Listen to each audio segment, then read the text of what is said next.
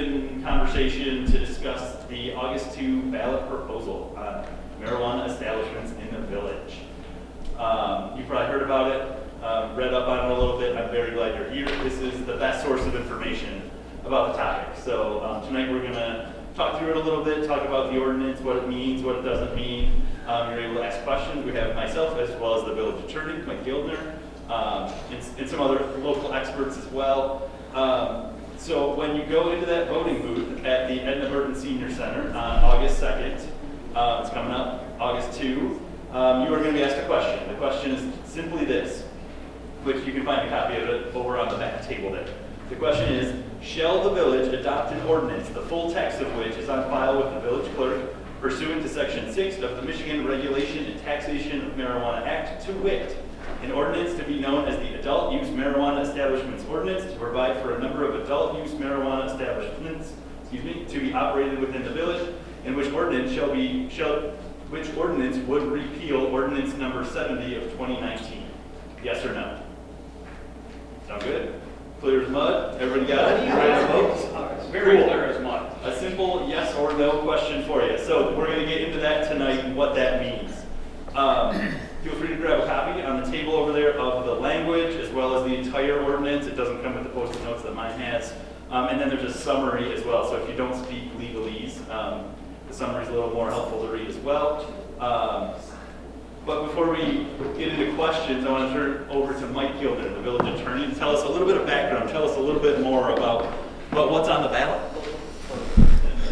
So in 2018, Michigan passed what we refer to as the Adult Use Marijuana Statute. And what it does is, first of all, it says that each community in the state is allowed to choose initially whether they want to allow these establishments to operate within their boundaries or not.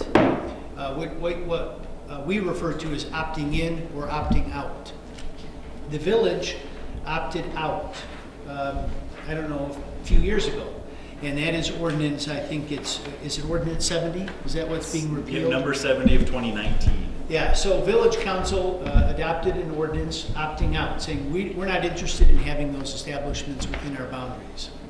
However, the Michigan law also says that after a community makes a decision, the people can force that on the ballot to let all of the voters in the municipality decide. So if a community opts out, someone can petition to force the community in to allow those establishments and vice versa. So ordinance number 70, the village opted out. Then we received a petition, which is this petition, to put it on the ballot. Council opted to challenge that petition. And the challenge was based on the language in the statute which talks about how this forced referendum can take place. And we had many different arguments that we asserted in court, that this ordinance went well beyond what Michigan law said the voters could decide. It tied the hands of village council, a number of other different arguments that were raised. The Oakland County Circuit Judge heard those arguments, made a decision that the village council had to put this on the ballot. And hence, that's why we're here. Now that decision was made, I think, last September, October, just before the November election. And the judge at that time said, this has to go on the November ballot. We were just a few weeks away from the election at that time, and ballots had already been printed, absentee ballot voting had already started, so we worked with the court and essentially got it so that we could put it on the ballot this August.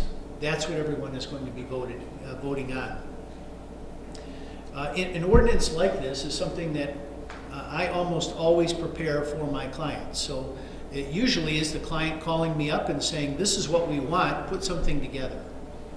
In this case, I had no role to play in the drafting of this ordinance.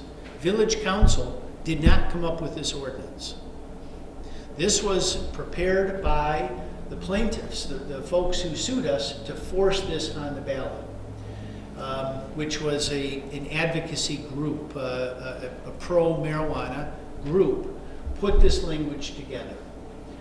We raised our objections, as I said, in court to it, and the judge said, let the voters decide.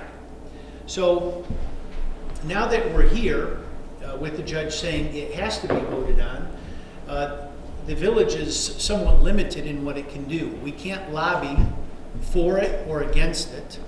We can only just explain really what it is and how it operates. And so that's my purpose here tonight. I've raised my concerns with the court, but tonight my purpose, and I think Ryan's as well, is really just to explain what do we think this means.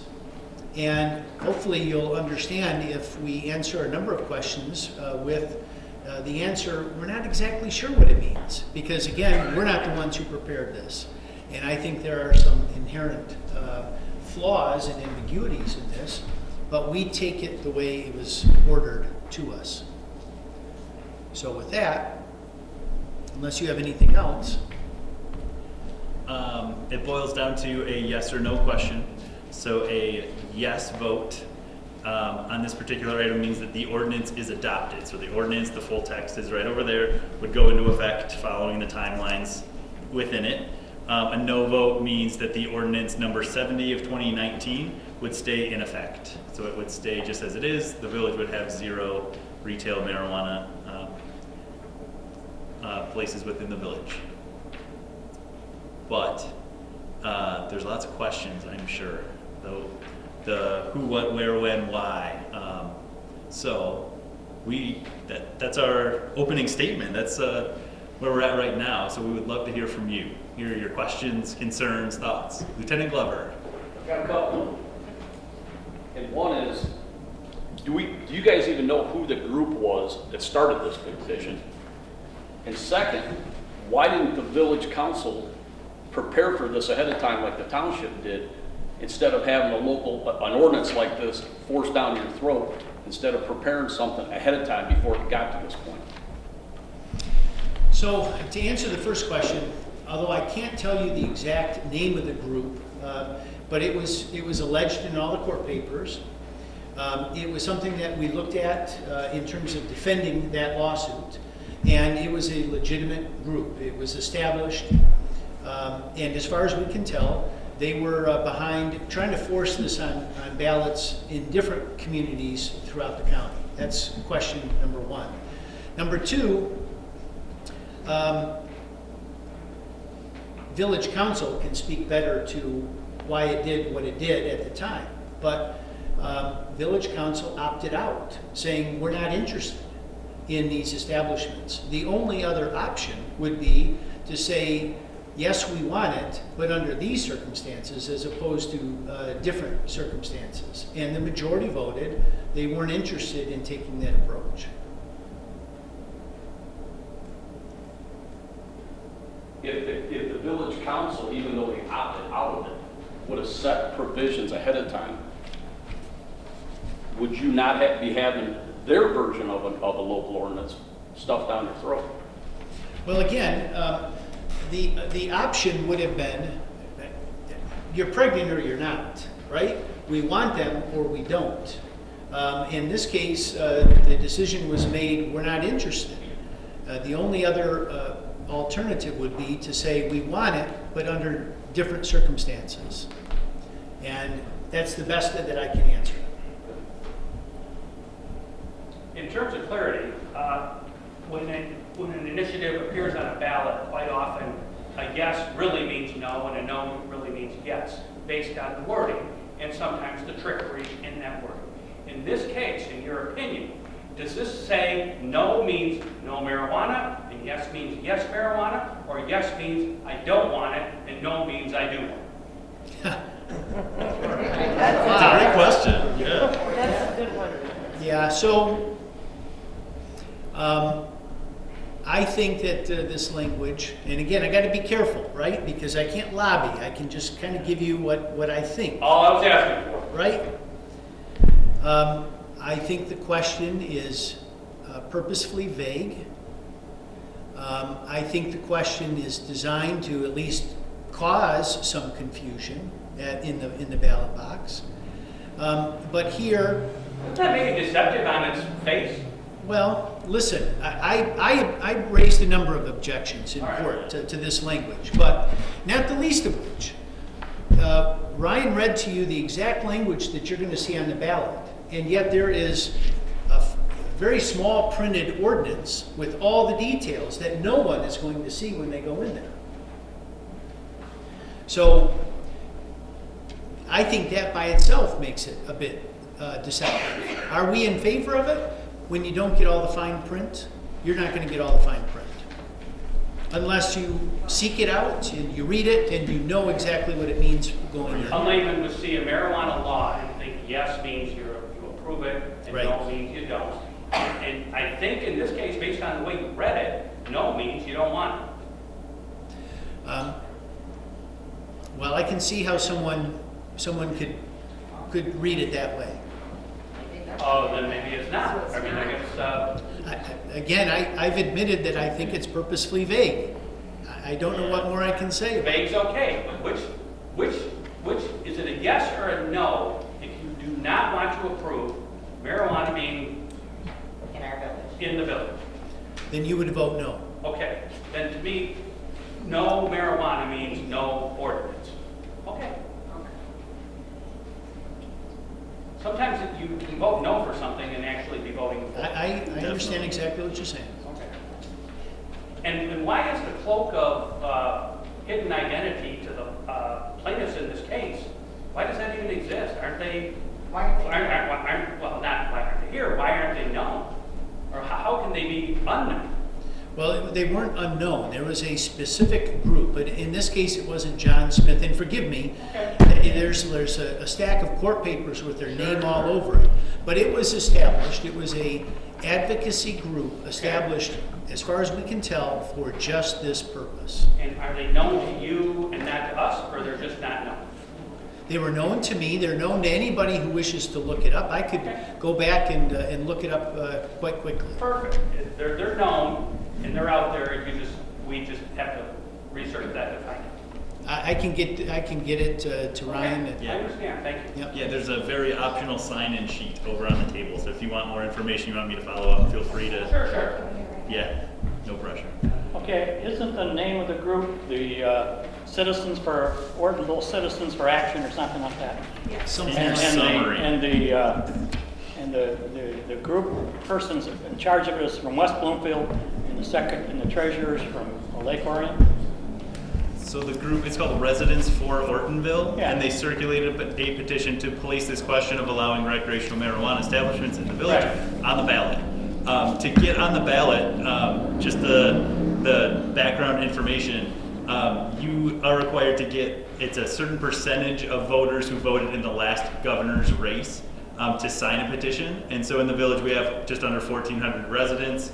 Say half of our residents turned out to vote, and it's not that high. So say it's 700 people. You only need, it's about 5%, I believe.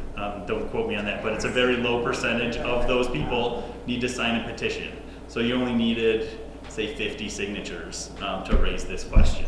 It's not a very high bar, but it's democracy. If you want it on the ballot, sign the petition. So. Is there a cost to the village to have this on the ballot? One of the reasons we had a little bit of agency in which ballot it goes on because it happened so late prior to last November's election, and it was just the next regular election. There were regular elections in May, August, and November this year, right?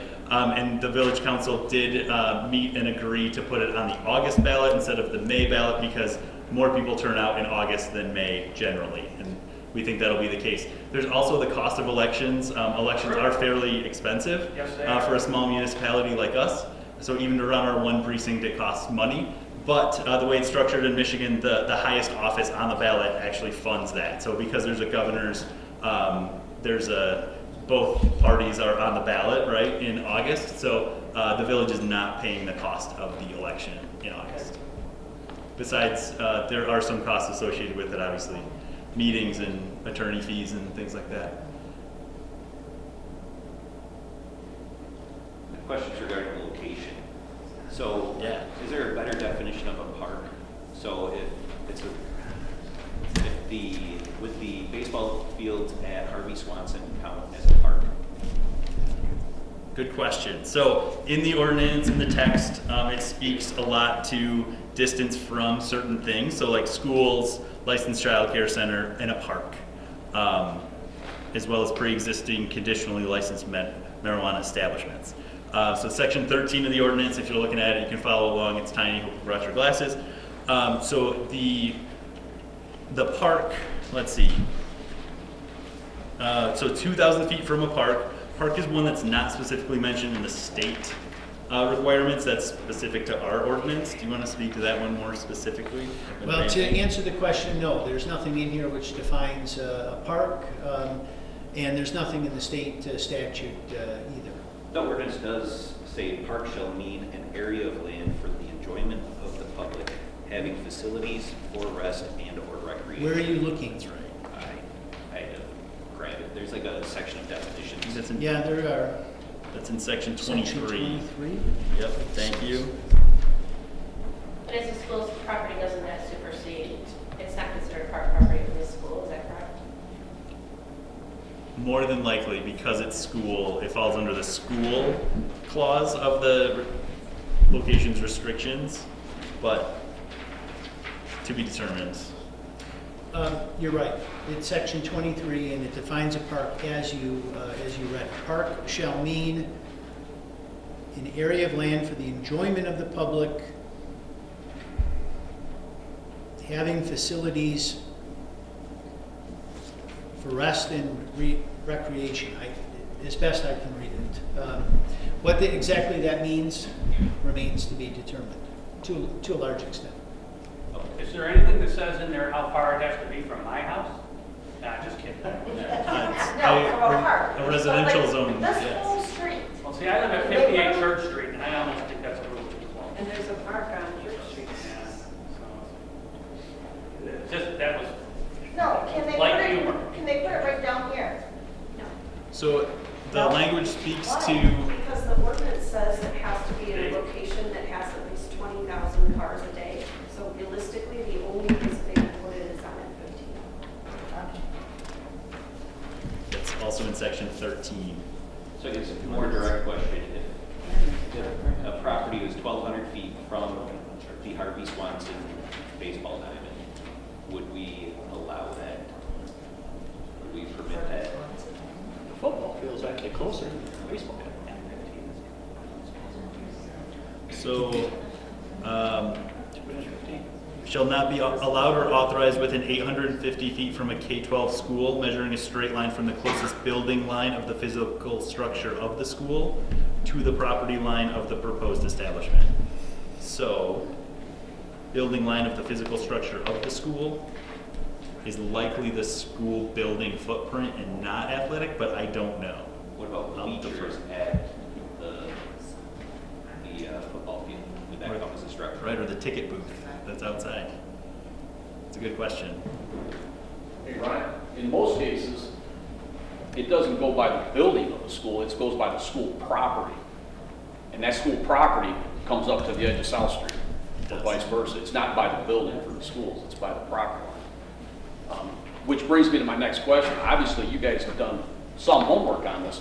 What properties is this allowable on within the village limits? I'm not sure at this point. I'm not a surveyor, so I don't have a solid answer. But it's only allowed in such a, it's got to be in some type of a commercial district. You guys are well aware of Yeah. what properties those are. Right, we do have a zoning map that shows where the commercial districts are. But I hesitate to say it's specifically this parcel and that parcel and this parcel, because then everybody's gonna turn into a feeding frenzy to try to buy those 3 parcels from the current owners. We really don't wanna sick those people that would wanna do that on property owners. It's also in our best interest to let people apply with, I wanna put it at your house on Church Street, and here's my $5,000 application fee, up to $5,000 to be determined by the village council, but here's my money, can I apply with my house? And we can say, thank you for the money. It doesn't meet our ordinance, sorry, it's out, but thanks for the cash.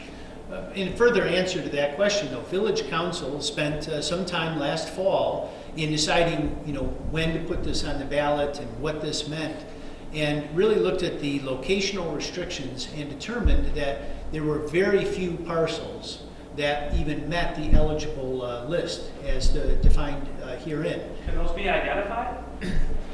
I'm sure they can. I can't identify them, but that was done with Village Council, and I think the consensus at the time was, again, very few parcels would meet it, and probably couldn't meet it as defined herein. Okay, Now but in all sense of openness, that would be actually the crux of this whole question is, what are these parcels that could possibly even contain such a business? Because we've already agreed 58 churches wouldn't make it. So the ones that you're mentioning, and you kind of got it narrowed down, but it almost sounds like a cat and a mouse game here of finding out which of those parcels are. Well, it's certainly not meant to be a cat and mouse. I'm not the person to answer that question. Okay. You need to take a map. There needs to be a map that's sat down, and then you look at the locational restrictions and you map it all out. Now that can be Someone done. in the village has done that. At least I hope somebody has. And can that be a matter of public record? If your house was eligible, would you want it to be? And again, that part was laughable. But where might these things occur? And a knowledgeable voter would want to know that prior to August 3rd. For sure. Section. Well, the 3rd, they're a day late. But how are you going to They'll probably establish? still take their ballot.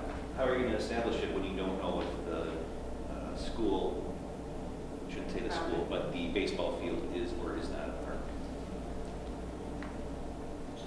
One question, isn't there also a minimum distance from the residential zone area? Not above the residential. We're looking at section 13, or all of the locational restrictions. So again, if this is something that I would have prepared, I would have done so in conjunction with the village planner.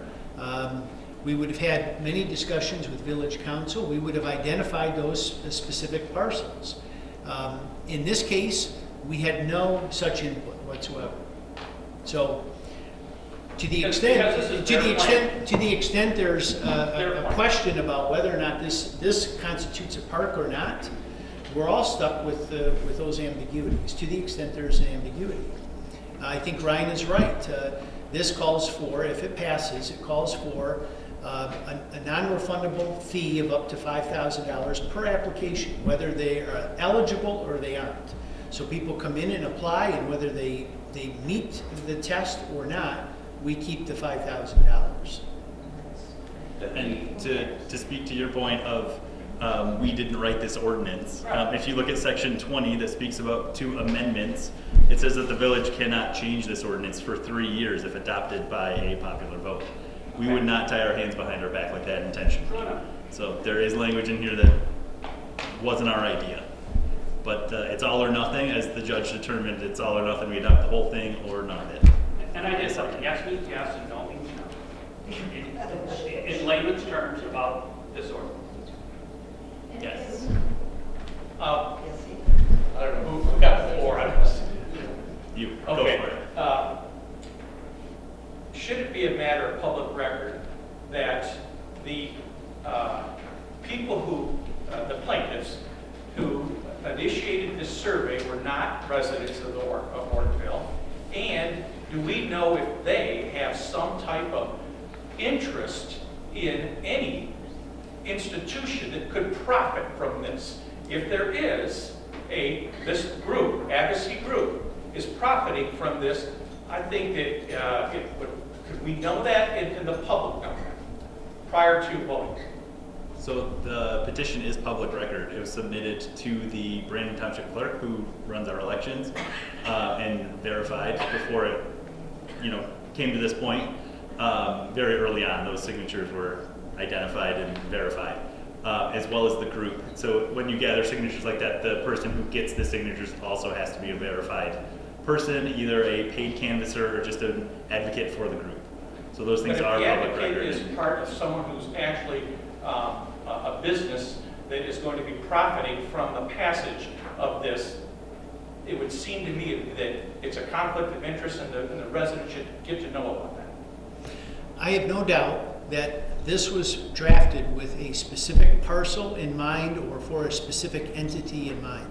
So the application requirements, among other things, requires that the village have a scoring procedure. So you get all these applications in, and then you're supposed to score them, and then village council is supposed to approve the top two. One of the points or point values that's assigned here is whether or not they've operated similar businesses, whether they've been a resident in Oakland County for 10 or more years. Not 5 or more years, not 2 or more years, 10 or more years. So, you know, we're all adults. I think there's no doubt that someone prepared this and they had things lined up. They had their eye on a piece of property. They may have had an offer or a right of first refusal for that property. Will you know about it beforehand? You won't, because those are all private transactions that we'll find out about only after the fact. How many properties are there out there for this company? I'm sorry, how many properties what? How many properties are they looking at? They don't know what's going on. We don't know. The ordinance says up to 2 within the village Only limits. 2? Up to Okay. 2, up to 2, that's right. That's the number we got.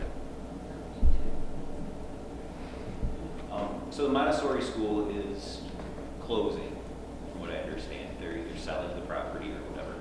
Is there a potential where they pull their license for the daycare activity, the dispensary comes in, new property owner cannot obtain a state daycare license at that property any longer? I think that's entirely possible. So you lose a daycare, gain a dispensary. You could have a place that's running a daycare right now, and they have a deal to sell their property to one of these establishments. And obviously, you couldn't have both, so the one would close, so the other one could operate. So along those lines then, does the person who has this property, do they have to own that property?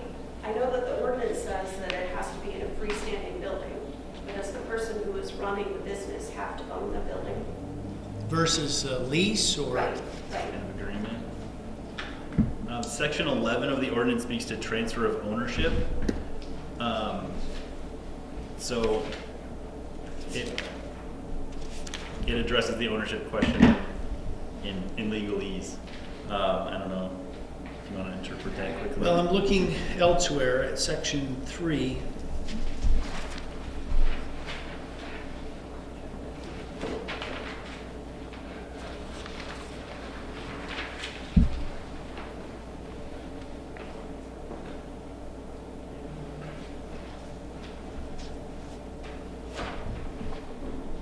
My recollection is it's ownership as opposed to a lessee.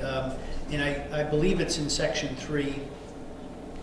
I'm not finding it, just glancing at it here, but that's my understanding is ownership, which makes sense in conjunction with section 11, which says you can't transfer ownership.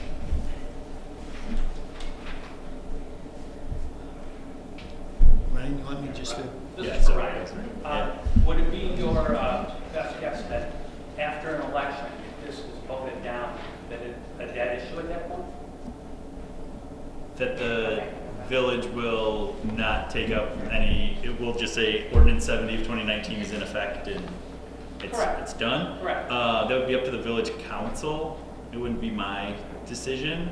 Does it go away forever with this? I don't know. wasn't meaning forever. It's just Yeah. a no vote means that this proposal is dead. Right. That's the law. Lieutenant Glover brought up some good points about different approaches to this issue. The MRTMA law of 2018, the Michigan Recreation, that MRTMA, it's a different beast. Right now there are 3 different marijuana laws on the books in Michigan, and some things are the same in all of them, some things contradict other parts of the other laws, but all 3 are in effect. So it's an ongoing fun one for municipalities to regulate. But if we take the plaintiffs at face value, what they told the court was, they looked at the how the voters decided in this community the 2018 law. And because a large majority approved it, they just want the people to speak to the issue. So if we take them at their word, once the voters speak, it should be a dead issue. Understand? Should be. Another one. Traveling north, you see a lot of dispensaries, and a lot of them are hideous looking. Do we have anything in the building code that would prevent an eyesore from coming in? Good question. A lot of that falls to the zoning ordinance for, building standards. And the village follows the International Property Maintenance Code as well. And so part of the process, if adopted, would include site plan review and things like that. So there would be several approvals, both administrative through the planning commission as well as through the village council. So there would be lots of eyes on a new building like that. The zoning ordinance is underway right now. It's being revamped. So it's likely to include some higher standards for building materials and things like that. So once the applications are in and council makes a decision, it's a conditional approval. And one of the conditions is it has to go through the zoning and planning process. So they have to come in and they have to show prints and they have to show a site plan, and all that has to be approved. But the current zoning ordinance does not include an elevation view. Currently. An elevation of what the front of the building looks like. It's not in the current zoning. So how quickly must the zoning commission put together a modification that's going to hold up the court? I mean, you can't do it retroactively. If it's approved, there has to be something on the books as of August 3rd, correct? Yeah, I can't speak to the elevation aspect of it, whether that's covered or whether it isn't. But I'll answer the question generically, which is, what does it take to amend a zoning ordinance? It requires at least one public hearing with notice that is given so many days in advance of that public hearing. And then once it's adopted, there are so many days after it's published that it takes effect. Generally, you cannot make a zoning ordinance retroactive. That's true. So if the zoning ordinance is lacking, now I don't think that we can have specific requirements for this type of business. But if there is something that's lacking, like elevation for all businesses, that's something that village council could take up. So realistically, that's not going to happen due to need for advance notice on public hearings before August 3rd. It's not going to happen. Section 19 of the proposed ordinance speaks to notice of proposed amendment. So if and when the zoning ordinance is being changed, or any other ordinances that may affect this ordinance, we would provide notice through the regular means, as well as this calls for some additional notice to applicants. So they would be notified just like everybody else when the zoning ordinance is having its public hearing and things like that. Does it have to be amended before August 3rd? In what respect? Well, let's say the public passes it, okay, and then the ordinance in effect on August 3rd is going to prevail, correct? No? If this passes, this has nothing to do with your zoning ordinance. It simply says that those applicants must submit to the zoning process and the site plan process. If there is something that someone thinks is lacking right now in your zoning ordinance that applies to all businesses, not just marijuana, that needs to be taken up. We can't, though, adopt an ordinance that says a marijuana business has to have a certain elevation. We couldn't single out this type of business.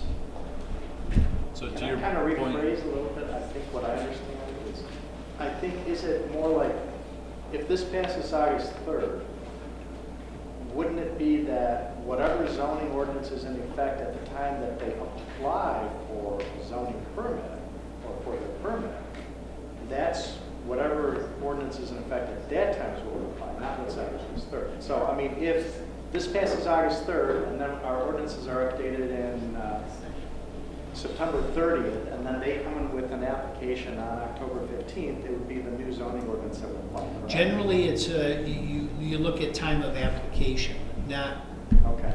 voter approval. Application, generally. And this wouldn't go into effect on August 3rd. There's timelines for when it would. Is it a thing that will potentially see litigation? Yes. Timelines are always challenging, but say the least. Another one? So in the last informational meeting, there were two locations discussed. Both locations have like a high rate of traffic incidents. In their study, do they have to do a traffic study to see if any additional like traffic signals or anything like that are required? So that, I suspect would be part of the site plan. And I can't speak, I can't say with certainty, but that generally is part of the site plan approval, is that there be a traffic study or something along those lines done, or a determination made that there will not be a traffic hazard created. And you would be able to reject the permit based off of that, or would it be on the village to pay for the infrastructure updates? No, we can require, through the site plan process, we can require, driveway, certain things and certain access to the road and things like that. And it's on the property applicant to meet those requirements.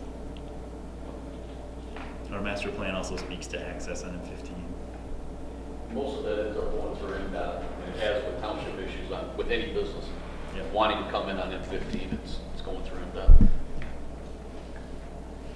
So, there was a question earlier about ownership. If the person running it has to own it. And in the definitions on section 23D, it may answer that question. The applicant shall name and include all named persons and specific individuals and entities as proposed owners of a marijuana establishment in an application submitted to the village. So maybe that means they have to be owners, not just operators. I don't know. What does it look like? No, I indicated that ownership is my understanding, as opposed to a lessee or any other arrangement. What it looks like.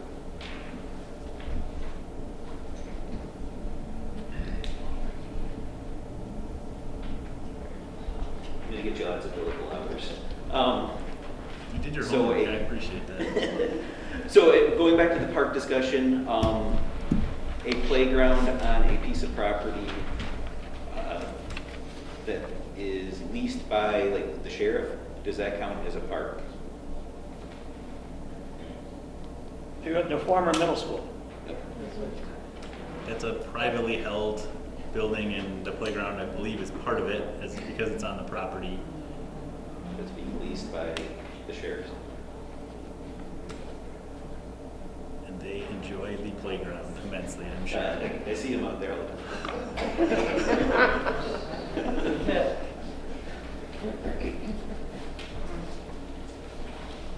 Ryan, do you know any of the regulations right now as far as how many feet that it actually has to be up from school property or any school? Because I mean that really limits whether it's in the village or out on M15. I mean, you guys know what that distance has to be? It's spelled out in the ordinance, yeah, of distance from school property and park property and licensed daycare, but, yeah.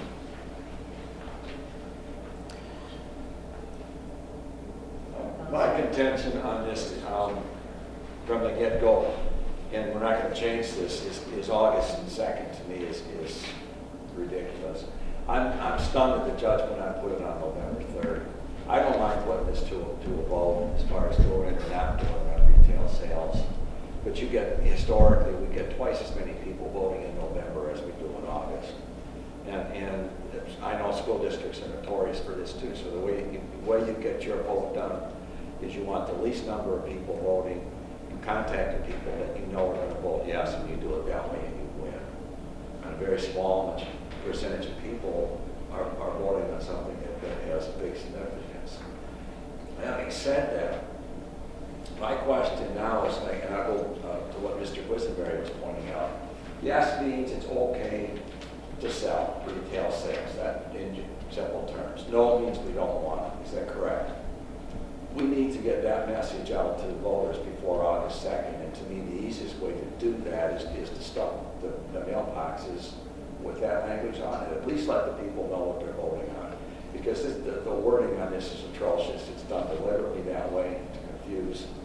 So my thinking is this: we got 500 homes in this village. Put a flyer in 500 mailboxes and at least explain what we're voting on. The yes means when we vote yes, we're saying it's okay to sell retail marijuana. When we say no, it means no, we don't want it. And keep it simple. Hey, Pat. Yes. I'd like just to add to that, if you want to go that route, which I would commend, just keep in mind you can't wait because of COVID. There's so many absentee ballots being used instead that people are filling out now. So if you're going to do something like that, you need to do it now. We've already actually have our friends. I've already turned mine in, so. And that is a that's not a village action, unless the village council wants to have a special meeting tonight and say we're going to pay to promote this or whatever, Well, which I don't think is in our best interest. And we're not going to do that because we can't do that. We cannot spend village resources to lobby one way or another. Now, What about Joe and Sally Potato? Does Anybody- Joe and Sally Potato putting 500 flyers out? Does any, There's- by the post office from putting flyers in people's mailboxes? there is nothing preventing any private person from doing whatever you want to do to lobby this one way or That's another. all I want. Yeah. I have a question. I guess the way I'm interpreting it is, what is on the ballot, what we are approving is a specific ordinance, yes or no. Right. That is it. That's It is right. not what we do or do not want to see in our community at any point, past or future. It is a specific ordinance at this specific time. That's right. Correct? That's right. Okay, because everybody keeps saying it's about do we want marijuana or not. That is not what was requested of us and demanded of us to put on the ballot. Was the ballot is one specific ordinance with specific requirements at this time, correct? Yeah. Well, that just makes it more confusing. No. It's just all BS. Well, And they don't deliver what they're doing. Okay. My time, you know fair well exactly what that means. And it means that if you vote yes, you're voting in that you're going to have a marijuana establishment in this village. Make no mistake. To sit here and feed us that information is What that means BS. is somebody is telling us what we can or cannot do in our community, yes or no. That's what it means. Not about what our opinion is on marijuana, it's about a specific ordinance. It's And an that's ordinance what the concern is. allowing to have that establishment in this village, cut and dry. That's exactly what that That's is. all I'm reading. If it's not that, that makes it even more insane. Just to finish on Pat's point, and then to Larry, besides these public meetings, which this is the second of two, I think OTV is going to be Joe and Sally Potato's best source for information. So go to OTV. These meetings are being recorded. They will be available to stream there. So questions, all this is on record. It'll be publicly available on OTV. To Larry. So if people don't have OTV, how can we get a copy of the video tape? It's on YouTube? It's And I think, don't we have links to those?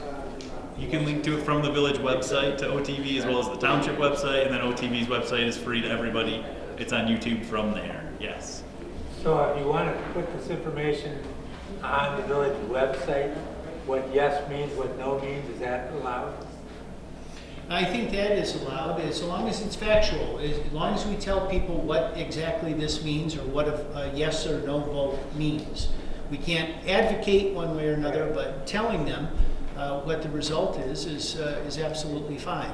And that's, I know, in talking to Ryan and council, a big reason why we're here tonight is so that we can answer questions as best we can, understanding, there's been a lot of I'm not entirely sure, but everybody can then go out and talk to other people and explain as best they can what this means to educate folks. So, in addition to the TV, in addition to everything else.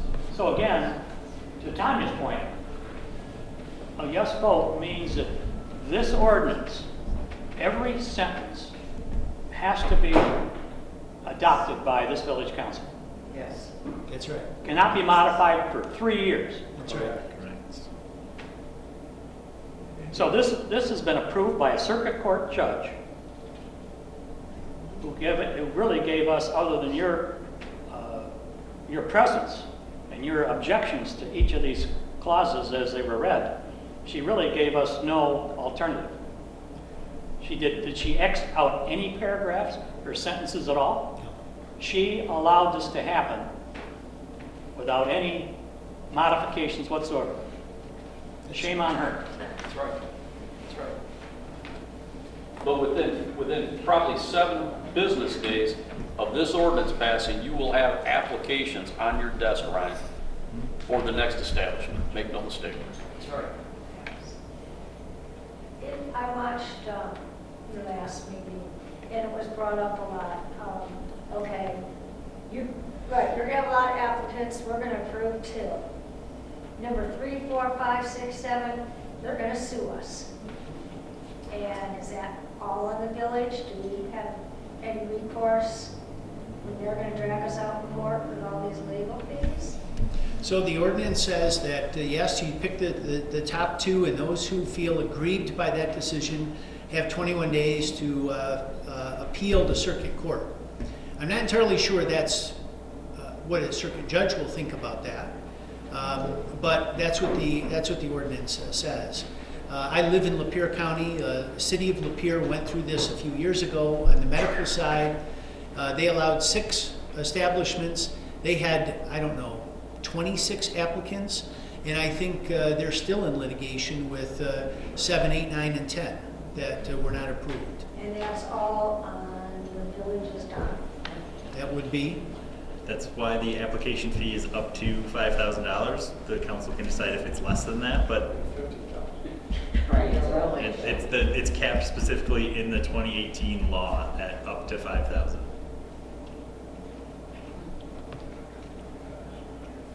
Okay, a couple of things. First off, I think that just for the sake of also good information on the public on this, I think that I would like to have you explain exactly, we talked about location, traffic, but what about the operational hours and also delivery hours? I remember there's some interesting things related to those topics, especially delivery hours.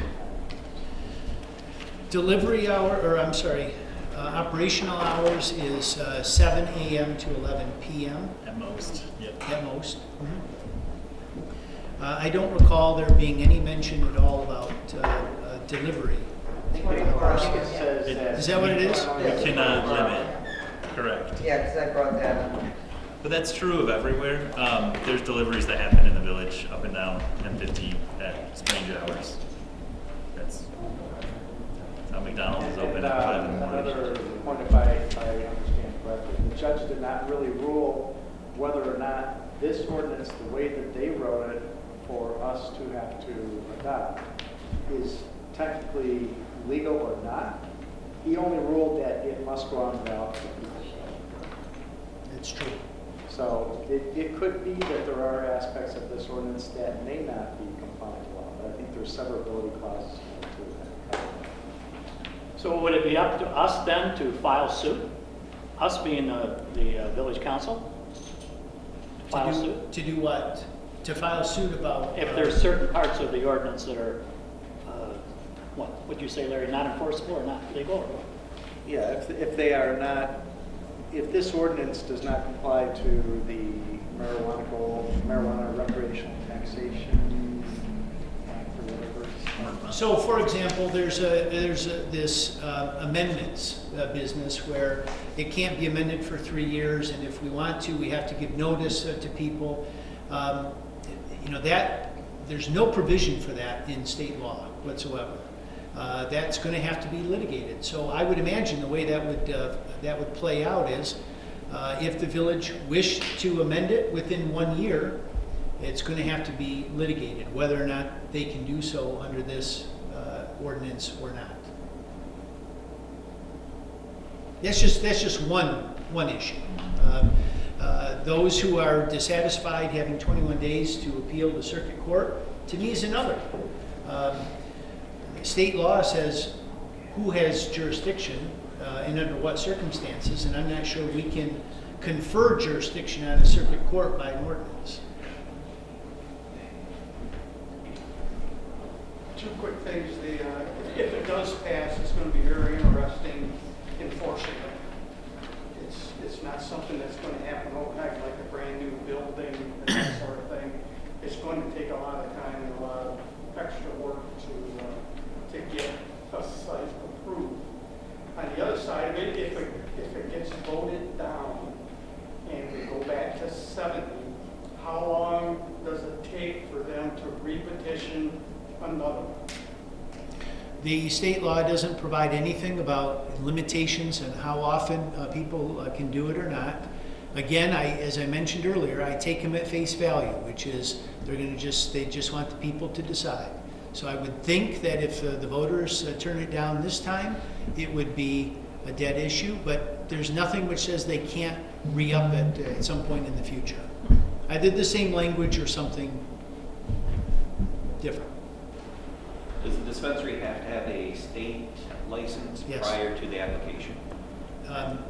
No, it's a conditional approval, and before they can be given final approval, they would have to have a state license.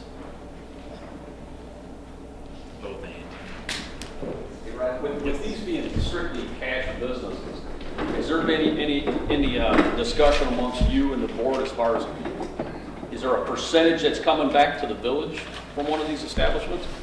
No, the only provision is the $5,000, up to a $5,000 annual fee, and then built into the 2008 statute is where all of the money that's generated from these across the state gets dumped into a pot, and then a certain percentage is given back to those communities that have these establishments in a proportionate basis. So, you know, what that amounts to, you would have 2 at most, but there would be some revenue sharing, at least theoretically. What about the property value of whatever they purchase? Obviously, that would go up based on the purchase price, and they would be taxed accordingly. Yeah, if Double or the triple, regular- double or triple what they may be paying at the moment.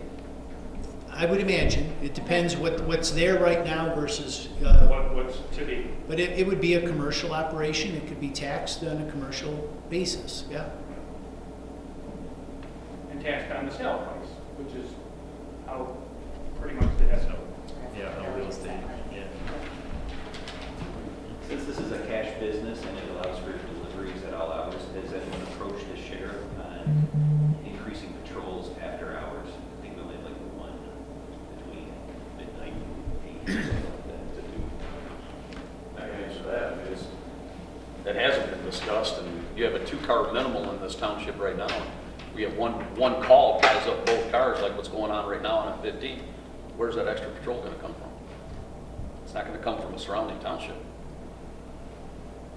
and it's going to be an issue. Because I'll tell you, from when this first happened, just in Waterford, we did some quote-unquote raids on a few of these establishments, and most of them were everybody except for somebody that had a medical marijuana card. It was a lot of high school kids that were in and out of those establishments, one after another. As soon as they got out of school, that parking lot was full. And that's what you're going to start. That's what you're going to have out here. That's what's going to come with it. Well, at least they can walk from these. So my question for Lieutenant Glover is, what would be the cost to add another officer that this community or the village specifically would have to bear on an annual basis? Close to $150,000 a year. $150,000 a year For one patrolman. patrol.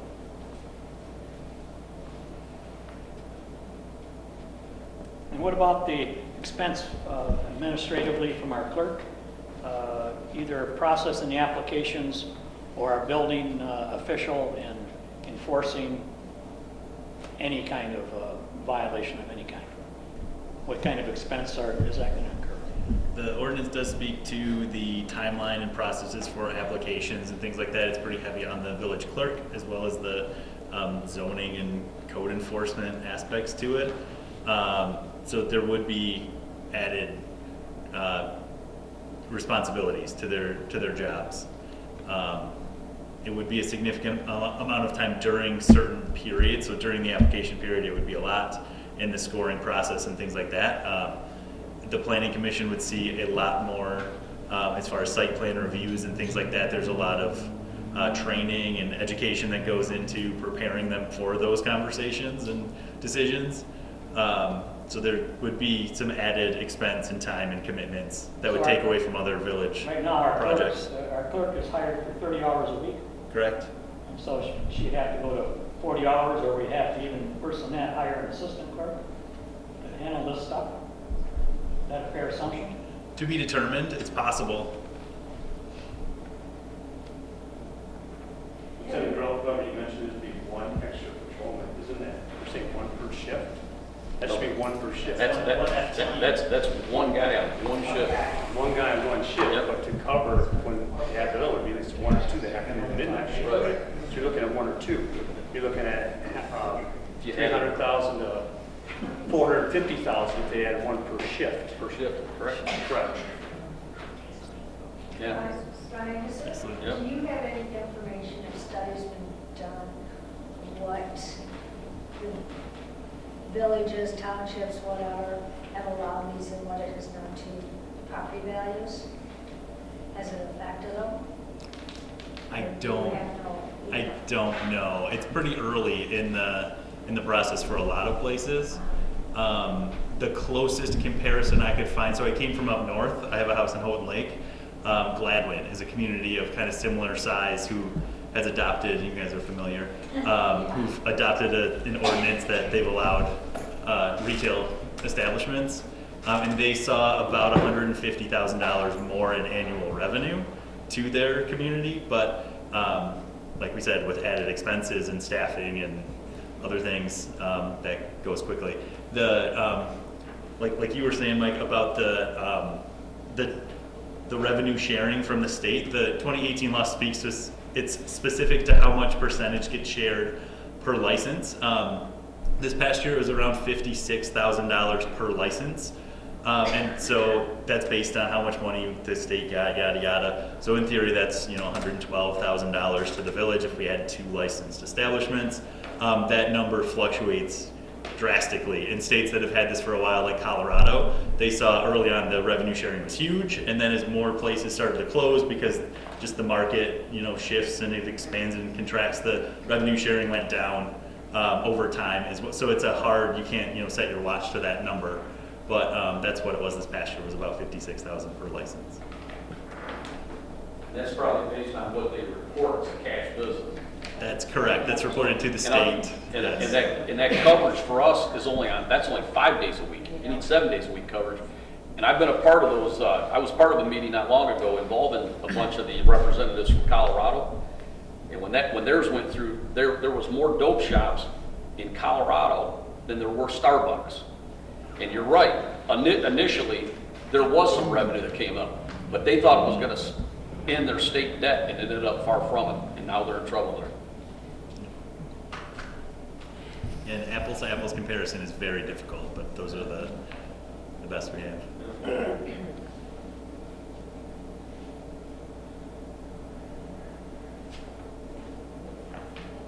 Other questions? There's a few of us who have been pretty quiet. If anybody would like to ask a question, don't be shy.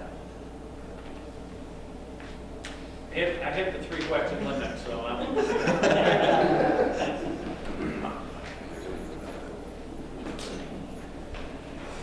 I'll stick around for a few minutes afterwards if, people think of something or maybe we're afraid to ask it publicly, but other than that. Yeah, thank you for coming out. Thank you. It's been very good to just hear your thoughts and questions, and I'm glad you came right to the source to find out what we can. Check out OTV for more information as well. You'll see it there. Thank you. See you on August 2nd to vote.